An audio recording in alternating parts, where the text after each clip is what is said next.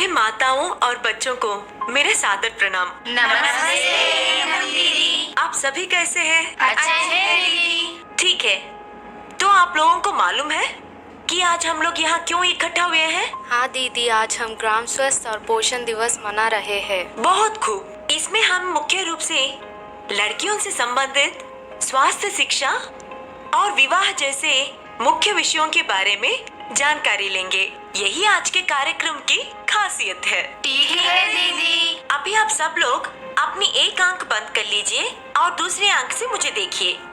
अब आप बताइए कि आपको एक आंख से देखना अच्छा लगता है या दोनों आंखों से? दीदी, दोनों आंखों से देखने पर अच्छा दिखाई देता है। हमारे लिए दोनों आंखों का जितना महत्व होता है उतना ही लड़कों और लड़कियों का हमारे जीवन में महत्व होता है। इसी कारण आज हम सभी लड़कियों के लिए जरूरी मुद्दों पर बातचीत करेंगे। प्रत्येक मनुष्य को अपने जीवन में बचपन, किशोरावस्था, यौवन अवस्था, वयस्क अवस्था तथा बुढ़ापा, इन पांचों अवस्थाओं से गुजरना होता है। इसी के अनुसार आज हम लड़कियों की किशोर अवस्था के बारे में जानकारी लेंगे। आप में से कितनी लड़कियों की उम्र 9 से 13 वर्ष तक है? ठीक है, देखिए, आप सभी की उम्र प्रारंभिक किशोर अवस्था की शुरुआत है। अब बताइए, आप में से कितनी लड़कियां 14 से 15 वर्ष तक की आयु में है? बहुत अच्छा, आप सभी मध्य किशोर अवस्था में है। अब बताइए, यहाँ पर 16 से 19 वर्ष तक की उम्र की कितनी लड़कियां हैं? बहुत खूब, आप सभी अंतिम किशोर अवस्था में है। इस तरह किशोर अवस्था 3 प्रकार की होती है। इनमें से 9 से 13 वर्ष तक की उम्र प्रारंभिक किशोर अवस्था होती है। 14 से 15 वर्ष तक की उम्र मध्य किशोर अवस्था की होती है, जबकि 16 से 19 वर्ष तक की उम्र अंतिम किशोर अवस्था की होती है। इसके बाद 19 वर्ष से यौवन अवस्था शुरू हो जाती है। दीदी, आपने बहुत आसानी से समझा दिया। आप सभी लड़कियों को स्वस्थ रहने के लिए आज मैं कुछ खास जानकारी दूंगी। आप सभी इसको ध्यान से सुनना चाहिए, ठीक है? दीदी, सिर्फ सुनना ही नहीं, आपने जो कुछ भी बताया है उसका पालन भी तो करना चाहिए। अगर आप सभी इन बातों को ध्यान में रखकर आचरण करेंगे तो सब कुछ अच्छा ही होगा, ठीक है? चलिए, हम अभी किशोर अवस्था के लक्षणों के बारे में जानकारी लेते हैं। इस उम्र के बच्चों में काफी तेजी से शारीरिक और भावनात्मक परिवर्तन होते हैं। उनमें भौतिक, सामाजिक और मानसिक रूप से परिवर्तन होकर उनका बौद्धिक रूप से विकास होता है। इस दौरान बच्चे अपने आप को पहचानने की कोशिश करते हैं। परिणाम के तौर पर वह दूसरों पर आश्रित रहने के बजाय आत्मनिर्भर बनने पर ज्यादा ध्यान देते हैं। हाँ दीदी, बिल्कुल सही कहा। धन्यवाद। जैसे कि मैंने पहले बताया था, किशोर अवस्था की 3 चरण होते हैं। अब देखते हैं हर चरण में लड़कियों में कौन कौन से बदलाव आते हैं और उनके लक्षण क्या होते हैं। इस अवस्था का प्रारंभिक चरण यानी 9 से 13 वर्ष तक की उम्र शारीरिक परिवर्तनों का मुख्य आधार होता है। इसी दौरान लड़कियों के सीने यानी वक्षस्थल के साथ ही कमर और नितंब के आकार में बदलाव नजर आने लगता है। यह किसी भी लड़की के परिपक्वता की ओर बढ़ने की संकेत होती है, ठीक है? अब हम 14 से 15 वर्ष तक मध्य किशोरावस्था के दौरान लड़कियों में होने वाले परिवर्तनों की जानकारी लेंगे। नितंब का आकार कुछ बढ़ जाता है, जननांग के आसपास और काख में बाल उगने लगते हैं। इस उम्र में माता पिता द्वारा इन लड़कियों को अपने बर्ताव के बारे में विभिन्न प्रकार के मार्गदर्शन किया जाता है। इस उम्र में लड़कियां अपनी अलग पहचान बनाने में सक्षम हो जाती हैं। नई लड़कियां उनकी दोस्त बनना शुरू हो जाती हैं। लड़कियां अपने उम्र के लड़कों के सामने शर्माने भी लगती हैं। नई बातों को समझने में वे रुचि लेने लगती हैं। समझ गए सब लोग? दीदी मुझे एक संदेह है। लड़कों के प्रति आकर्षण के बारे में ही है ना? हाँ। इसे गलत मानने की कोई जरूरत नहीं है। यह सब कुछ स्वाभाविक रूप से होता है, लेकिन मनुष्य होने के नाते हमें नैतिकता का ध्यान रखना चाहिए। हमें अपने मन और भावनाओं को काबू में रखना चाहिए। उम्र में अपने सभी बड़े लोगों की सलाह माननी होती है। हम सभी को अपनी सीमा के भीतर रहना चाहिए। हाँ दीदी। माताओं को इस उम्र की बेटियों के साथ एक दोस्त की तरह रहना चाहिए। लड़कों के साथ दोस्ती की सीमाओं के बारे में उन्हें बताना चाहिए। हाँ दीदी, हम अपनी लड़कियों को सावधानी के साथ ध्यान रखेंगे। ठीक है, चलिए अब किशोर अवस्था के अंतिम चरण यानी 16 से 19 वर्ष की लड़कियों के बारे में जानकारी लेते हैं। अंग्रेजी में इसे टीनेज कहा जाता है। इस उम्र में लड़कियों को हर 28 दिन के अंतराल में मासिक धर्म की शुरुआत होती है। इसके लक्षण 3 से 5 दिन तक दिखाई देते हैं। इस उम्र की लड़कियों के जननांग और गर्भाशय जैसे आंतरिक अंगों में विकास दिखाई देता है। उनमें शारीरिक रूप से वयस्कता का भाव स्पष्ट रूप से झलकने लगता है। उनकी अपनी व्यक्तिगत रुचि और कल्पनाओं के आधार पर उनका एक अलग व्यक्तित्व का विकास हो जाता है। इस उम्र के बाद लड़कियां जवान हो जाती हैं। आज की बेटी कल की माँ होती है। इसे ध्यान में रखते हुए हमें क्या करना चाहिए? चलिए अब हम लेते हैं लड़कियों का स्वास्थ्य, व्यक्तिगत की साफ सफाई और व्यक्तित्व विकास के लिए किस प्रकार का ध्यान रखना चाहिए। हाँ दीदी। यदि आज अपनी बेटी स्वस्थ होगी तो ही कल की माँ और बच्चे स्वस्थ रहेंगे। इसलिए लड़कियों को किशोर अवस्था से ही विभिन्न चरणों में पौष्टिक भोजन दिया जाना चाहिए। उनके शारीरिक और मानसिक विकास के लिए अच्छी शिक्षा देनी चाहिए। भविष्य में अपने देश के लिए उन्हें उपयोगी बनाने के लिए सक्षम करना चाहिए। हम सभी को उनमें स्वाभिमान बढ़ाने का प्रयास करना चाहिए। उन्हें विभिन्न प्रकार के व्यवसायों, कार्यों में उत्कृष्टता हासिल करने के लिए प्रेरित करना चाहिए। चलिए अब सबसे पहले देखते हैं पोषक आहार क्या है।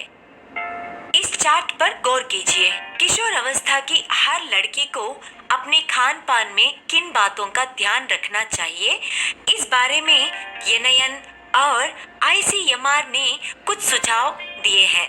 दीदी, मेरी बेटी की तबीयत हमेशा खराब रहती है।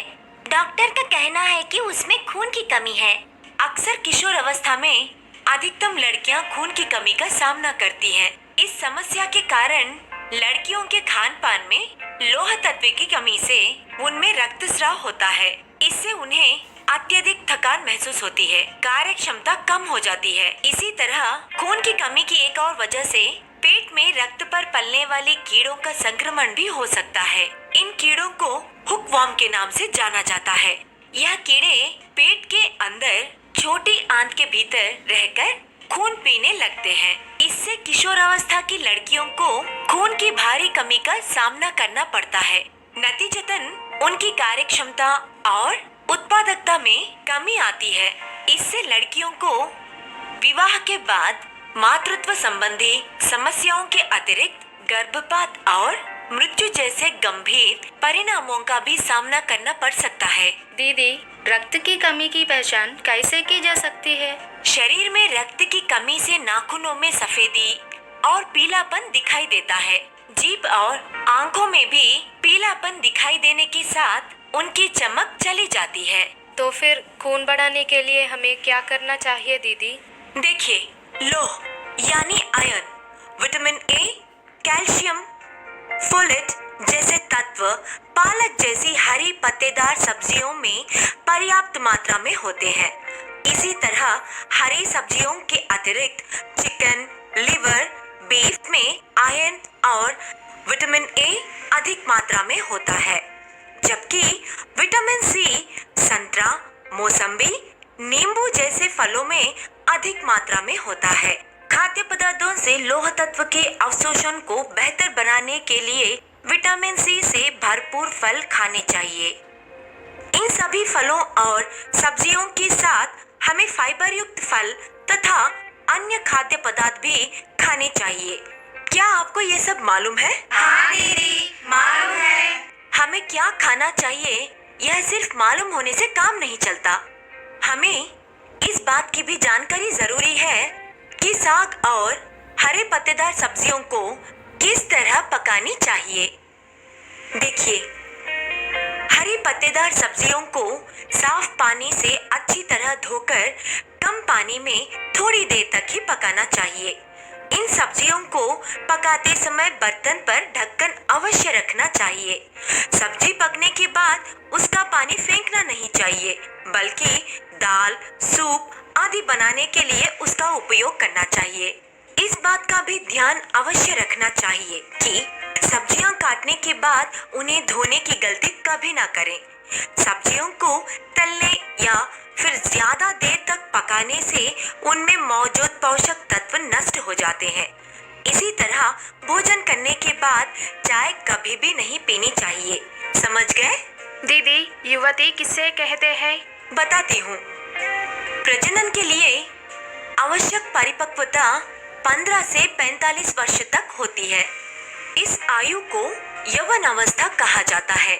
इस उम्र में लड़कियों को हर 28 दिन बाद मासिक धर्म यानी माहवारी होती है।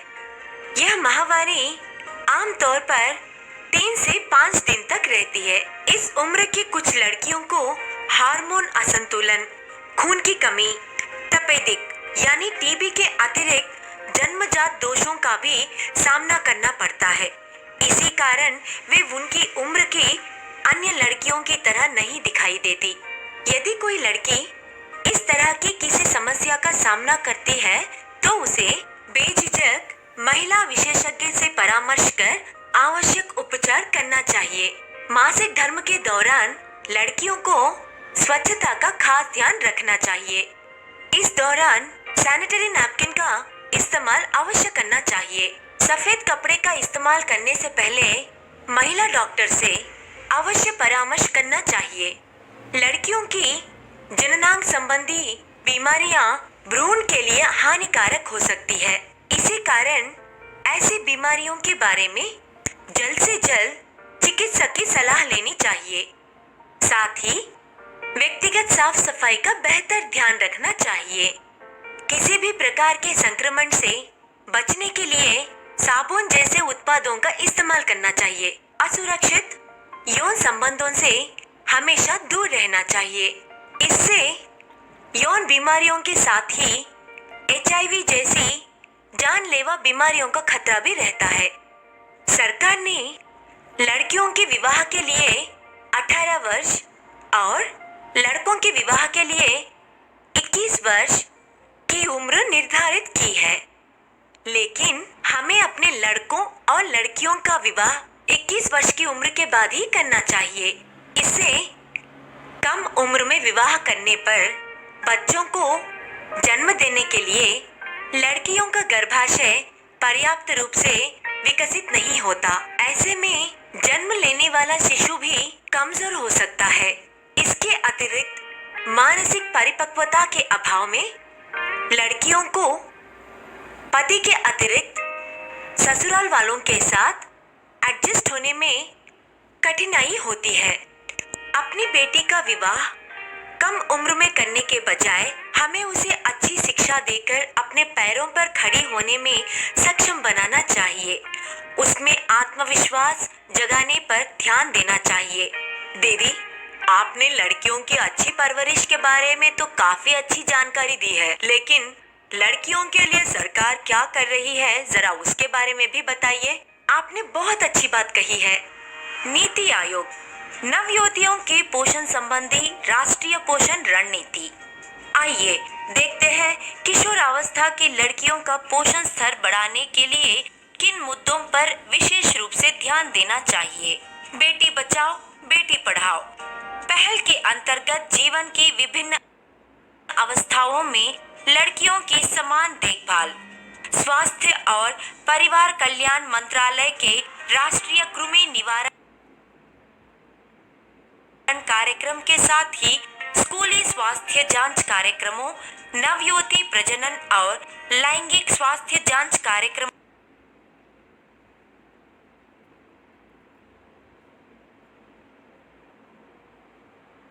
के माध्यम से नवयुवतियों की स्वास्थ्य देखभाल के उन्नत प्रयास।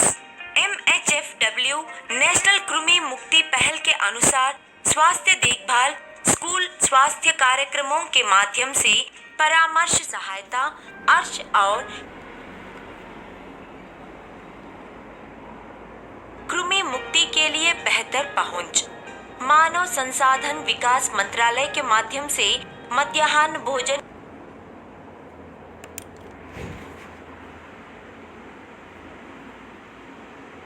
योजना द्वारा स्कूली और सबला योजना, नवयुवतियों के लिए सशक्तिकरण योजना के माध्यम से स्कूल से बाहर की नवयुवतियों के लिए पोषण सहायता के उन्नत प्रयास। स्कूली बालिकाओं और स्कूलों में नहीं जाने वाली बालिकाओं के लिए लौह और फोलिक एसिड की पूरक खुराक का प्रबंध। बालिकाओं की शिक्षा, कौशल विकास तथा महिला साक्षरता। किशोरों के लिए लिंग भेदभाव निवारण तथा लिंग संवेदीकरण और जीवन कौशल प्रशिक्षण। बाल विवाह पर प्रतिबंध। लड़कियों के विवाह को 18 वर्ष की उम्र के बाद ही अनुमति। उपरोक्त का अंतर पीढ़ीगत प्रभाव, खास तौर पर किशोरावस्था जैसी महत्वपूर्ण उम्र से गुजरने वाली लड़कियों के लिए युवा क्लिनिक चलाए जा रहे हैं। ठीक है, तो अब आप इस पूरी जानकारी का सार एक वाक्य में बताइए। आज की बेटी कल की माँ।